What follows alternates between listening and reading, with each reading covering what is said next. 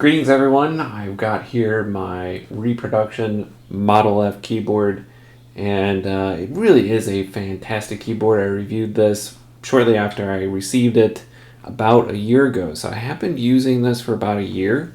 I thought I'd come back and kind of give an update on what it's been like using this keyboard, because I have been using it as my main daily driver here for the last year, and have had a really good experience with it. I did actually receive something very special in the mail here just a couple weeks ago. I almost kind of forgot about it, but yeah, these are the keys. These are the proper keys for the keyboard, and I just received these.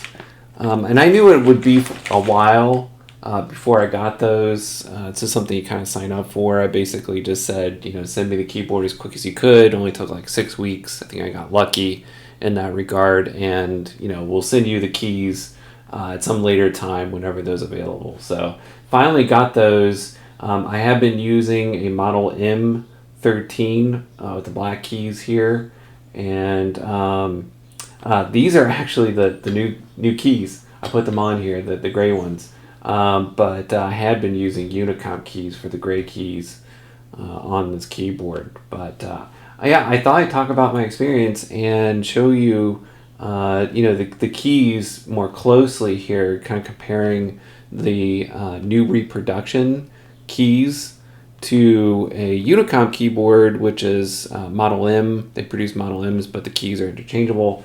And then also just an regular IBM Model M keyboard from the 1990s, and kind of see what difference there is between those.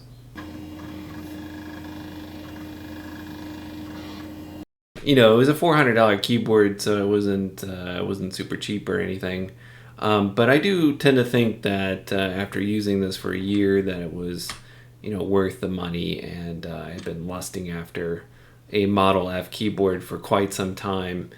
New old stock is fantastic, but Reproduction can be just as good or even sometimes better, and I think this is probably a good example of that. I really just love, as I pointed out before, sorry about that, how solid this keyboard is. I think I just annoyed my cat. But and it's so nice and clicky, of course. I do a decent amount of typing for work, and I'm just, here half the day typing away with this clicky, clangy, noise reverberating around the house. And it is pretty loud, but most of the time there's no one else here to hear it, so it's not really annoying. But I could see how that could be a problem, in an office environment or even a home office if you got other people around. So it's something to keep in mind. But, if you're getting a Model F keyboard, you kind of know the deal that that is quite audible. I haven't really noticed my fingers, getting tired typing, unlike a Model M, which requires a bit more force to activate. The Model F is pretty light to the touch, actually. I mean, there are obviously keyboards where you hardly need to use any force at all to press the keys down. This is not one of those keys. I mean, it's a mechanical keyboard, but it's not that bad on the fingers in terms of stamina of your fingers. It should be fine. The new keys, by the way, are pretty great, actually. I will get this one out here, the Shift key, and kind of compare it to the original Model M and a Unicomp key.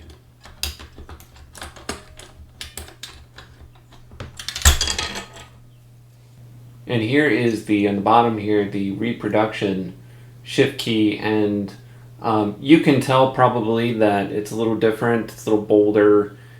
Some might say a little blurrier, but it's actually still pretty sharp. I really kind of actually like the boldness of the typeset here on the new Reproduction keys, even more than the original, I think. And here's a Unicomp key. Again, they make new Model M keyboards even today, and it looks pretty similar. It's got the wide arrow, but it's also pretty bold. I actually think that the Reproduction is a bit sharper, which is nice. Yeah, so overall, I mean, I'm kind of biased maybe, but I think the Reproduction actually has the best looking printed keys of the lot. I was initially concerned about the powder coating because it is a beautiful vintage paint job on here, but the powder coating is kind of known to scratch and scrape a little easily. But I haven't had any problems with it yet. It just looks fantastic. I haven't moved the keyboard around very much. I've kind of been conscious, of course, about moving it and scraping it with various objects. So I've been careful. But yeah, no problem so far. It seems fairly robust and it looks great. So the only complaint that I have of any substance really about this keyboard is that sometimes I turn on the computer, the keyboard doesn't work, and I actually have to unplug the keyboard by USB and then plug it back in, and that usually fixes it. If that doesn't fix it, typically I have to restart the computer and maybe plug or unplug and then plug back in the keyboard. Some combination of that will fix it, and really that only happens maybe once every 2 or 3 months of pretty continuous use. So I don't know what it is. It might have something to do with Windows 10 updating, but just so you're aware of that problem is out there. I don't know how typical or how common it is, but it can be a little frustrating.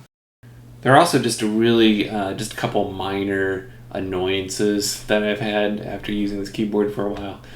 One is that, and I've pointed this out before, but it doesn't have any flip out feet. It does come with the cork pads that you'll see on here, and I put these little pyramid shaped rubber feet on there to give the keyboard a bit of an elevation towards the back. It's just easier to type that way.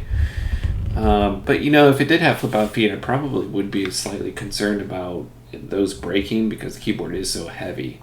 The other thing is when I was putting in a password for the first time, I realized that there's no caps lock light. Right? There's no lights up here like there usually are. No num lock or anything like that. So it's just weird not having those lights, and it's worth pointing out because I certainly didn't really even think about it until I started using the keyboard. But that wouldn't keep me from enjoying and ultimately purchasing using this keyboard, but it's worth keeping in mind. Now, in terms of gaming, I haven't really had any issues at all. It works fine.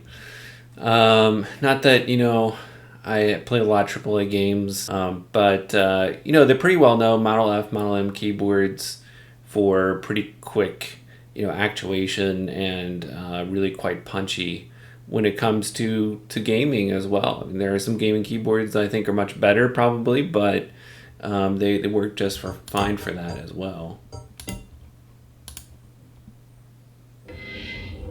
Lucy, Biker, Patriot, Tank Jr. You have lost the lead.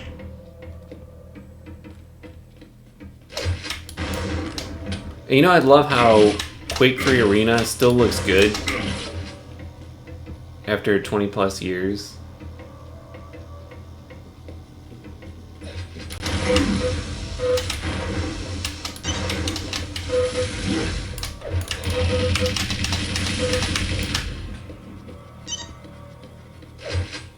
It's really easy to get sucked into this game, by the way. I can just start playing this and half hour has gone by.